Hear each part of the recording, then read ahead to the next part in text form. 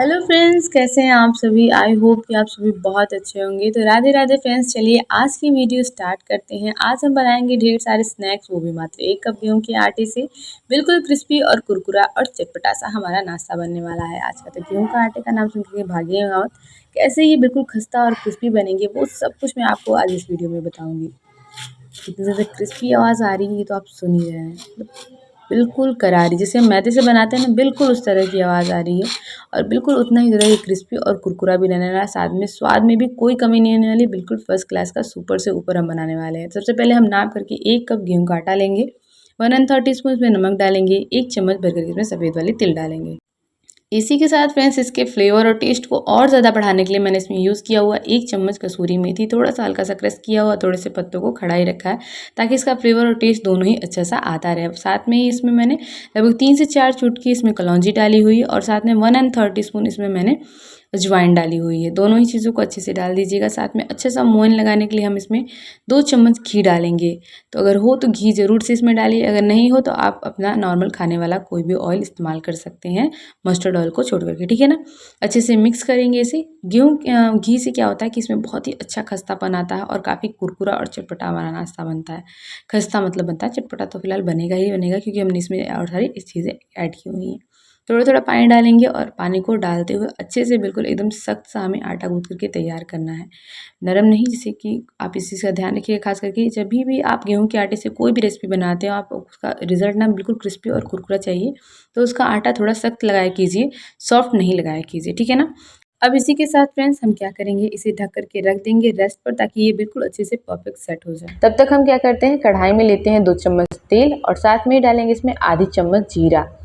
इसके बाद से जैसे हल्की सी हमारी जीरा भुन जाएगी तो हम यहाँ पर यूज़ करेंगे 1 चम्मच लहसुन। लहसुन को मैंने यहाँ पर कूट के लिया हुआ है, आप चाहें तो बारीक बारीक भी डाल सकते हैं। साथ में यहाँ पर 1 प्याज को मैंने बिल्कुल बारीक कट करके डाला हुआ है। आप चाहें तो यहाँ पर प्याज की क्वांटिटी कम या ज़्यादा कर सकते हैं। अगर आप लहसुन खाना पसंद नहीं करते हैं तो स्किप कर सकते हैं, और अगर आपको लहसुन के साथ अदरक भी टेस्ट में अच्छा लगता है तो आप उसे भी यहाँ पर बारीक काट करके या पेस्ट में यूज़ कर सकते हैं। प्याज को गलाने के लिए मैं यहाँ पर नमक ऐड कर रही हूँ और साथ में यहीं पे मैं टमाटर भी डाल दे रही हूँ ताकि दोनों चीज़ें जल्दी से फटाफट से गल जाएंगी। तो यहाँ पर ही मैंने स्वाद के अनुसार पहले ही अपने अंदाज से नमक डाल दिया हुआ है। अगर आप चाहें तो नमक को बाद में डालिए जब आपको लगे कि हाँ अभी आपको अंदाज बिल्कुल परफेक्ट मिलेगा नमक का, ठीक है ना।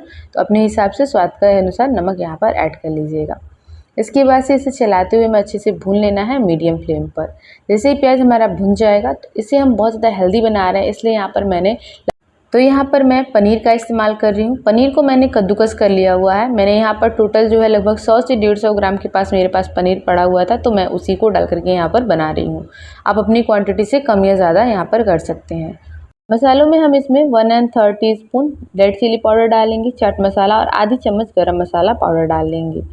इन चीज़ों को डालने के बाद हमें यहाँ पर अच्छे से इन सभी चीज़ों को आपस में मिक्स कर लेना है। आप चाहें तो अगर पनीर नहीं इस्तेमाल करना चाहते हैं तो अपने मनपसंद की फिलिंग यहाँ पर बना करके तैयार कर सकते हैं। हरा मटर, आलू और जो भी सब्जियाँ आप खाना पसंद करते हैं, गाजर, शिमला मिर्च, ये सारी सब्जियाँ भी आप यहाँ पर ऐड करके अच्छी से बिल्कुल फर्स्ट क्लास की स्टफिंग बना करके तैयार कर सकते हैं। 1 मिनट तक अच्छे से भुनिएगा। इस तरह से भुनते हुए बिल्कुल फर्स्ट क्लास सा हमारा पनीर का स्टफिंग बन करके तैयार हो जाएगा। वैसे तो देखा जाए तो पनीर काफ़ी फ़ायदेमंद होता है और लगभग बच्चों से लगाए बड़ों तक सभी को पसंद होता है। तो अच्छे से इसे मिक्स कर लेंगे और इस तरह से हमारी फर्स्ट क्लास की पनीर की स्टफिंग बन करके तैयार हो जाएगी। यहाँ पर मैं साथ में ही लगभग मेरे पास एक आलू बचा हुआ था उबला हुआ, तो मैं उसे भी इसी में ऐड कर रही हूँ। मैंने पहले से छील करके, उबला हुआ आलू था, छील करके और अच्छे से कद्दूकस कर लिया हुआ है। आप चाहें तो आलू ऐड कीजिए या बिना आलू का भी इसे बना सकते हैं, या फिर मैंने बताया ना अगर आपके पास नहीं है पनीर, मतलब नहीं डालना चाहते हैं, तो बस आलू की स्टफिंग बना करके तैयार कर सकते हैं। इस कटोरी में निकाल करके अच्छे से साइड में रख देंगे ठंडा होने के लिए, और उसके बाद से जिस हमने आटे को रखा था रेस्ट पर उसे ले लेंगे और एक बार अच्छे से इसे मसल लीजिएगा। लगभग 10 से 20 सेकेंड तक अच्छे से हाथों से बिल्कुल मसल लीजिएगा। इसके बाद से हम इसमें परथन ले लेंगे आटा। नॉर्मली चकले पर हम अपने या फिर अपने जो नॉर्मल बेस होता है उसी पर हल्का सा आटा डस्ट कर लेंगे और जो 2 लोइयों के बराबर हम इसमें लोई ले लेंगे और इसे बेलते हुए बिल्कुल बड़ी सी हमें रोटी बेलनी है, मोटी ही बेलनी है। जैसे नॉर्मल रोटी खाने के लिए हम बेलते हैं पतली सी, उसी तरीके की हमारी नॉर्मल रोटी होनी चाहिए, बहुत ज़्यादा मोटी नहीं। कोई एकदम नुकीले शेप वाला कटर ले लीजिएगा या फिर इस तरह की कटोरी या ढक्कन ले लीजिएगा, ठीक है। तो इस तरह से मैंने यहाँ पर एक ढक्कन ले लिया हुआ, जो दूध वाला डब्बा आता है उसका ढक्कन है ये। उसके बाद से इसी से मैं यहाँ पर कट लगा रही हूँ। आराम से नापते हुए यहाँ पर मैंने 3 कट लगा लिए हुए हैं। आराम से 3 हमारी गोल गोल सी पूड़ियाँ बन गई। आप चाहें तो कोई कटोरी वगैरह का इस्तेमाल करके इस तरह से बिल्कुल गोल शेप की कटोरियाँ कट कर सकते हैं।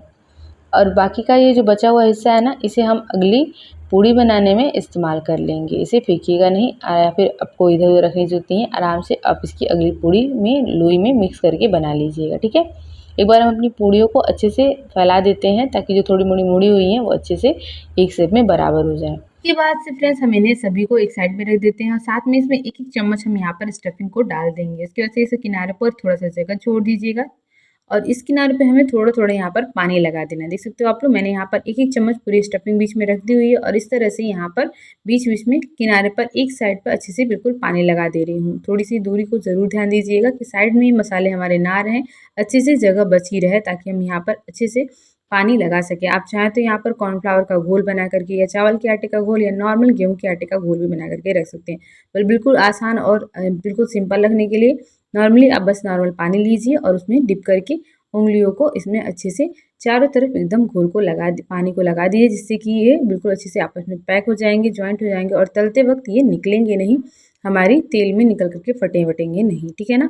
इस तरह से मैंने दूसरी वाली लेयर को उठा कर के पूड़ी की उसके ऊपर रख रही हूँ और इसे इस तरह से दबाते हुए एक लेयर को दूसरे लेयर के साथ टक कर दे रही हूँ। देख रहे हो आप, इस तरह से प्रेस कर देंगे ताकि ये आपस में बिल्कुल चिपक जाएँ और अच्छे से लॉक हो जाएँ। इस तरह से हम इसे छोटी-छोटी गुजिया का शेप दे लेंगे।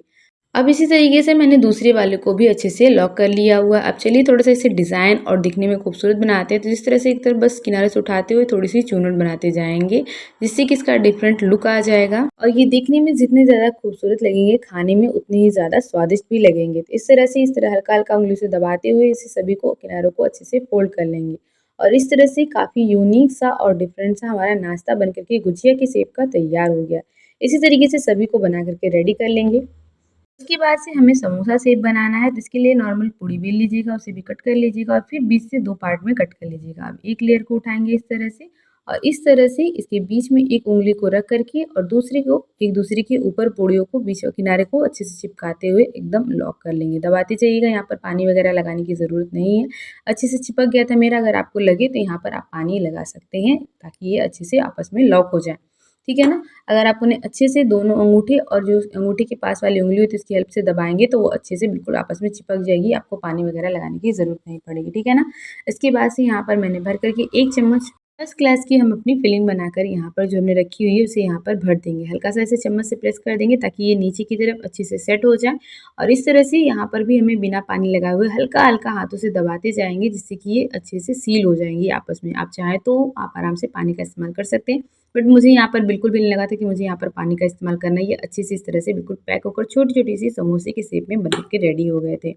इसी प्रोसीजर के साथ हम सभी नाश्तों को इस तरह से सेम छोटे-छोटे से समोसे का शेप बना करके तैयार कर लेंगे। चलिए मैं आप लोगों को एक और बना करके तैयार दिखा देती हूँ। इस तरह से यहाँ पर हम एक लेयर को दूसरी लेयर के ऊपर किनारों को आपस में जोड़ेंगे और इस तरह से उँगलियों को हेल्प से दबाते हुए अच्छे से यहाँ पर लॉक कर लेंगे। देख रहे हो आप? इस तरह से अच्छे से दबा रही हूँ ताकि ये दोनों लेयर जो है रोटी की वो अच्छे से आपस में चिपक जाए और फिर इसमें हम भर देंगे अपनी आलू की और पनीर की फर्स्ट क्लास की स्टफिंग। इसी के साथ फ्रेंड्स मैं आप सभी से एक छोटा-सा रिक्वेस्ट करना चाहूँगी कि अगर आप मेरे चैनल पर नए हैं तो प्लीज़ से मेरे चैनल को सब्सक्राइब कीजिएगा, अपना एक प्यार भरा सा सपोर्ट दीजिएगा और हो सके तो अपनी फ्रेंड और फैमिली के साथ भी शेयर कीजिएगा। वीडियो में थोड़ा-सा कुछ भी अच्छा लगे तो वीडियो को लाइक करना बिल्कुल मत भूलिएगा और हाँ, बेल और नोटिफ़िकेशन को ऑन भी कर लीजिएगा ताकि जब भी मैं वीडियो और रेसिपीज़ आप सभी के साथ शेयर करूँ तो आपको फटाफट से उसकी नोटिफ़िकेशन मिल जाए। इसी के साथ देख सकते हो आप लोग, मैंने दूसरा वाला भी बना करके रेडी कर लिया। सेम प्रोसेस के साथ जितने भी बनाने हैं वहाँ पर हम बना करके रेडी कर लेंगे।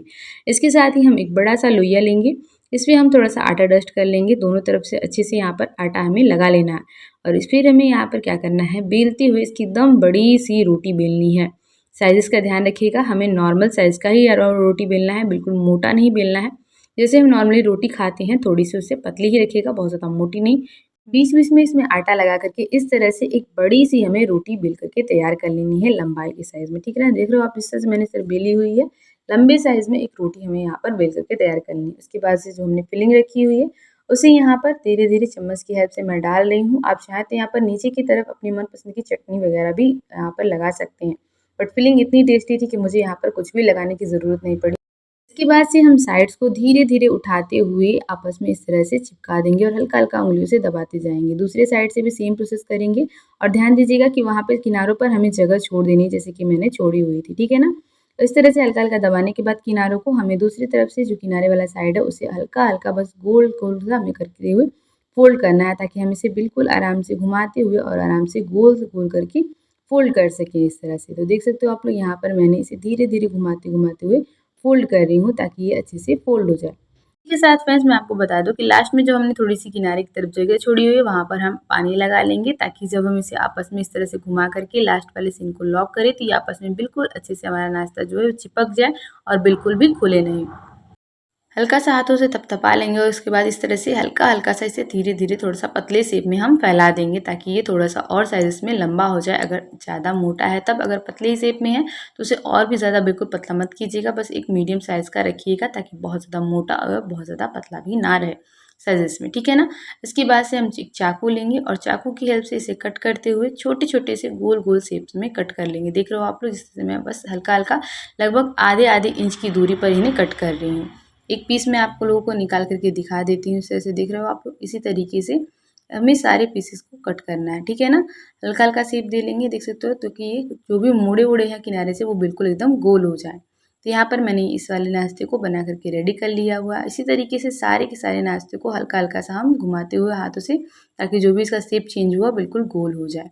इस तरह से सारे नाश्ते मैंने बना करके तैयार कर लिए हुए थे। इसके बाद से फ्रेंच फ्राई करते वक़्त ध्यान देने वाली सबसे मस्ट और इम्पॉर्टेंट चीज़, जिसकी वज़ह से आपका जो स्नैक्स है या नाश्ता जो है बिल्कुल क्रिस्पी और कुरकुरा बने। आपका तेल ना जब हल्का-सा गुनगुना हुआ हो, तभी उसमें एक-एक स्नैक्स को डालते जाइए और उसे बस इसी तरीके से थोड़ी देर के लिए छोड़ दीजिए और फिर उसे पलटिए और दोनों तरफ से फिर पलटते हुए इसे अच्छे से मीडियम फ्लेम पर बिल्कुल क्रिस्पी गोल्डन कर लीजिए। इस तरह से जब आप देख रहे हो, डाल रही हूँ मैं तेल ना, बहुत ज़्यादा तेल गर्म नहीं है कि बिल्कुल वो भुद-भुद-भुद करने लग रहा है डालने के बाद नाश्ता हमारा। तो ऐसा नहीं हो रहा, बस हल्का सा डाल रहे हैं, वो धीरे-धीरे, धीरे-धीरे बुदबुदाहट कर रहा है। जैसे कि हम लोग ख़ास करके हलवाई की दुकान पर देखते हैं कि जब वो लोग डालते जाते हैं ना, तो इस तरह से बुलबुलाहट हल्की-हल्की होती है और वो धीरे-धीरे हमारा जो कुरकुरा या जो भी वो बनाते हैं सेवइयाँ या फिर वो समोसे, कचौड़ियाँ जो भी बनाते हैं, वो हल्की धीमी आँच पर बनाते हैं और उस तरह से उनका नाश्ता बिल्कुल खस्ता और कुरकुरा रहता है। तो जब आप इन्हें धीमी आँच पर पकाएँगे तो ये भी बिल्कुल खस्ता और कुरकुरे बनेंगे। आराम से 3 से 4 मिनट का टाइम लगेगा आपको और ये पक करके तैयार हो जाएँगे। इसके बाद से यहाँ पर मैंने 2 बड़े चम्मच गेहूँ का आटा लिया था और थोड़ा-सा पानी डाल कर के एक पतली सी स्लरी तैयार कर ली हुई थी। क्योंकि हम अपने नाश्ते को यहाँ पर डिप करने वाले हैं स्लरी में और साथ में ब्रेड क्रम्ब से कोट करने वाले हैं। तो यहाँ पर मैंने इसमें बनाया हुआ जो गेहूँ का आटे का स्लरी था उसमें डाल रही हूँ। इसके बाद से मैंने ब्रेड क्रम्ब में डाल कर के अच्छे से कोट कर ले रही हूँ। आप चाहे इन्हें बिना ब्रेड क्रम्ब में कोट किए हुए भी बना सकते हैं, बट यहाँ पर मेरे पास थोड़ा-सा ब्रेड क्रम्ब बचा हुआ था, तो मैंने इसी के साथ यहाँ पर यूज़ कर लिया हुआ था, जिसकी वज़ह से हमारा नाश्ता और भी ज़्यादा क्रिस्पी और कुरकुरा हो गया था। तो इस तरह से मैंने अच्छे से इन्हें कोट कर लिया हुआ है। अब चलिए फ्रेंड्स, इस सेम प्रोसेस के साथ पहले हम सारे के सारे नाश्ते को अपने गोल वाले फटाफट से इसी तरीके से कर लेते हैं कोट ब्रेड क्रम्ब से। यहाँ पर सभी को मैंने अच्छे से, देख सकते हो आप लोग, कोट कर लिया। उसके बाद से फिर हमने यहाँ पर तेल को देखा, तेल हमारा हल्का गुनगुना गर्म है और हम यहीं पर धीरे-धीरे एक-एक नाश्ते को करके डालते जाते हैं और इस तरह से पकने देते हैं, ताकि ये अच्छे से बिल्कुल धीरे-धीरे नीचे से सुनहरे होने लगे और फिर इन्हें थोड़ी देर बाद इस तरह डालने के बाद जो पहले नाश्ते डाले हुए होंगे उन्हें धीरे-धीरे हल्के-हल्के घुमाते जाइएगा और बस छोड़ देने के बाद थोड़ी देर के बाद उन्हें उलट-पुलट कीजिएगा, ताकि ये पीछे से जो हल्के से क्रिस्पी और ब्राउन कलर आ गए हैं वो दूसरी तरफ से भी अच्छे से सिक जाए। जैसे ही आराम से 3 से 4 मिनट लगेगा आपको, ये बिल्कुल अच्छे से सिक जाएँगे। इन्हें निकाल कर के ठंडा कीजिए और इस तरह से फर्स्ट क्लास का आपका ढेर सारा नाश्ता एक कप आटे में बन कर के तैयार हो गया है। काफ़ी अलग-अलग तरीके से बना कर के रेडी कर सकते हैं और बिल्कुल क्रिस्पी और कुरकुरी है। ये तो सबसे आप देख ही सकते हो और आवाज़ भी सुन ही सकते हो। खाने में बहुत ज़्यादा टेस्टी और डिलीशियस लगेगी फ्रेंड्स। तो कैसी लगी रेसिपी, जाते-जाते मुझे कमेंट बॉक्स में बताना बिल्कुल मत भूलिएगा। और हाँ, हो सके तो ज़रूर से अपने फ्रेंड और फैमिली के साथ शेयर कीजिएगा, ताकि मुझे आपका एक प्यार भरा सा सपोर्ट मिल सके। और इस तरह से देख सकते हो आप कितने क्यूट-क्यूट से ये मिनी समोसा लग रहे हैं, काफ़ी ज़्यादा डिलीशियस लग रहे थे और खाने में बहुत ही ज़्यादा स्वादिष्ट लग रहे थे। ट्राई ज़रूर कीजिएगा फ्रेंड्स। मिलते हैं एक नई रेसिपी के साथ, तब तक के लिए bye bye and take care.